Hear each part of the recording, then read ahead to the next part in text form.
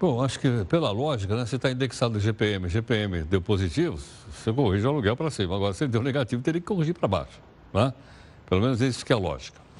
Ontem, nós trouxemos aqui um convidado nosso que falou a respeito do avanço, o professor Eduardo Pastore, da reforma trabalhista. Hoje, nós trouxemos aqui o doutor Eli Alves Assis, que já esteve aqui conosco, ele que é presidente da Comissão de Direito Material da OAB aqui de São Paulo, para falar da mesma reforma, obviamente, de uma posição diferente de ontem, para você formar uma opinião a respeito. Eli, obrigado pela gentileza, bem-vindo. Eu que agradeço, obrigado. Deixa eu perguntar o seguinte, apesar das críticas, parece que a reforma está andando, ou não? Evidentemente que com esse rolo compressor e a falta de comprometimento da classe política com a sociedade, e sim com o próprio governo, evidentemente que vai andar e, lamentavelmente, muitas coisas vão passar sem que, evidentemente, isso traga benefício para a sociedade. Sim. Porque o argumento que se usa é que hoje o custo do Brasil é muito alto e isso seria culpa da legislação trabalhista.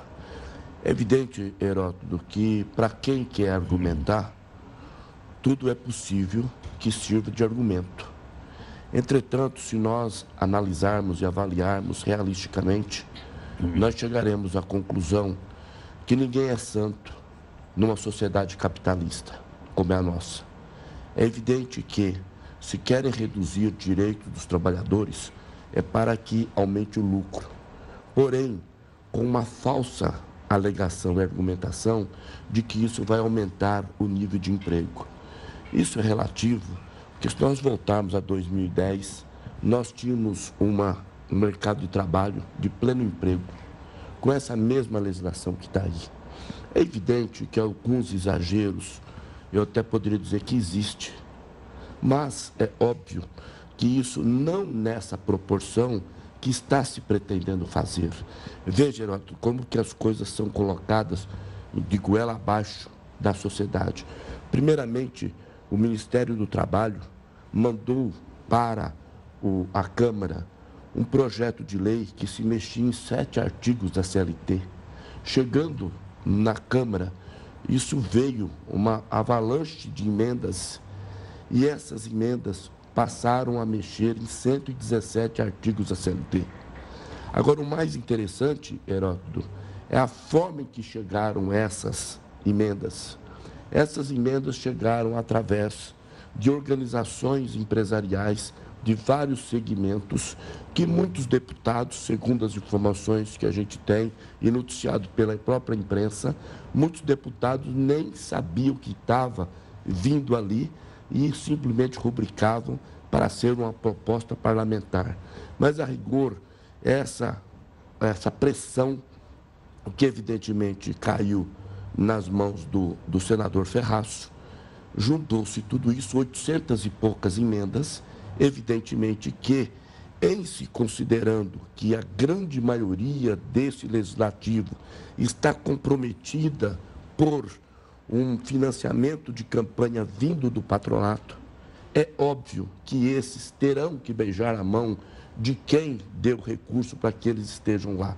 Então, na realidade, lamentavelmente, é essa a realidade que nós verificamos. Essas mudanças todas, qual a sua opinião é a mais, vamos dizer assim, a mais impactante? Se for aprovado, onde é o maior impacto, na sua opinião? Veja, o que tem por trás de tudo isso é tentar dificultar que o empregado reivindique seus direitos. Na Justiça do Trabalho? Na Justiça do Trabalho.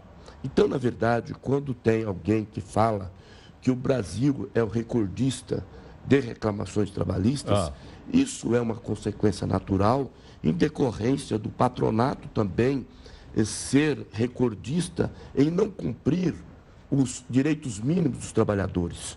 Ou seja, grande maioria das reclamações trabalhistas são colocadas pode-se fazer um levantamento disso, vai ser verbas rescisórias, fundo de garantia não depositado e horas extras efetuadas pelo empregado e não cumprido ou não paga pelo empregador.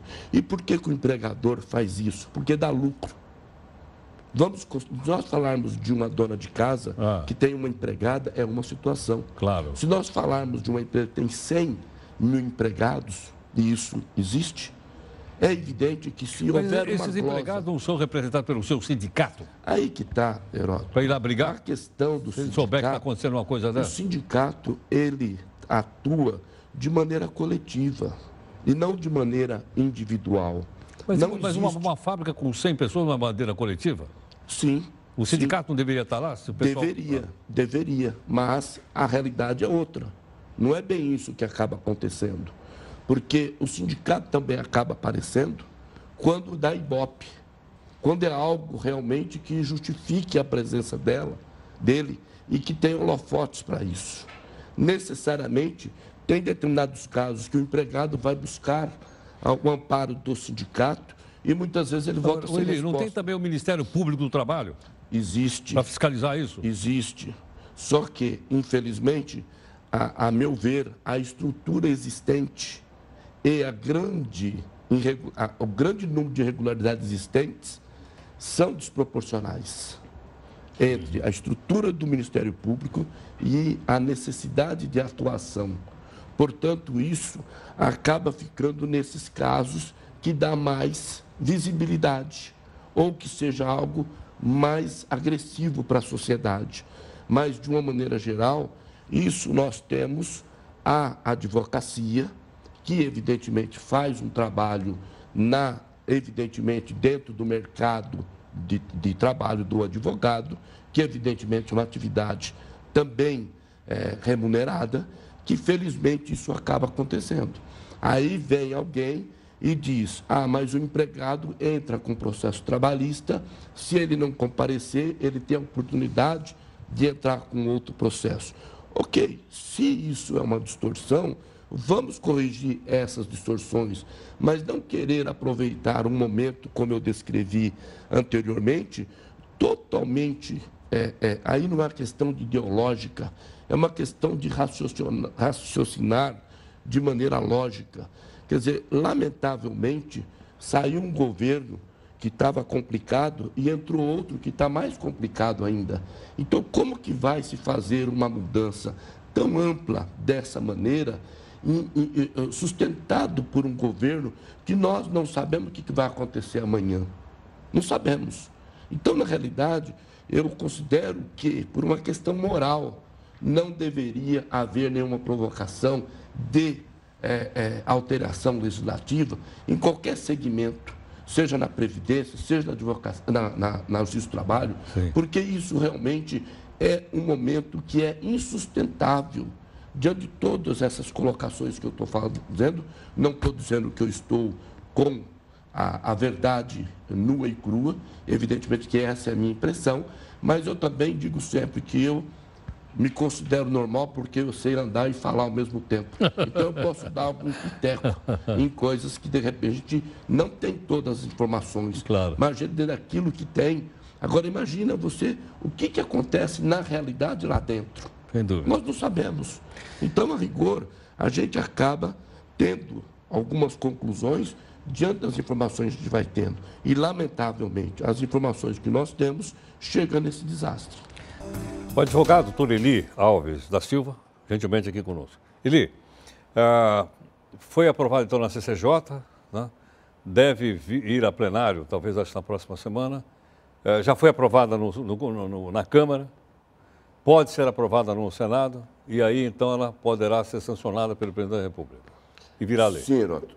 Essa é uma outra questão que nos assusta.